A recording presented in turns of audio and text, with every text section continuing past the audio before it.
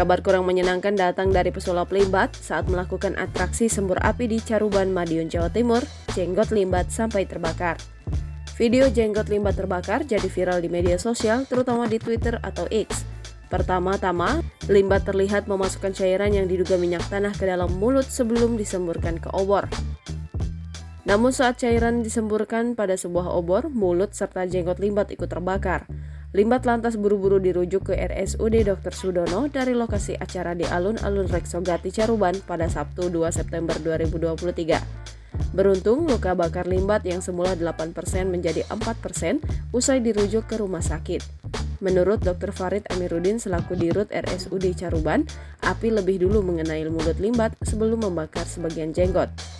Warganet ramai berkomentar di akun Twitter @nocontextnetizen yang membagikan video jenggot Limbat terbakar pada Senin 4 September 2023.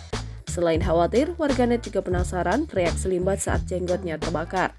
Melalui Instagram @limbatindonesia, Limbat membagikan potret terbarunya di pesawat dengan wajah tertutup masker sehingga kondisi jenggotnya usai terbakar belum diketahui secara pasti.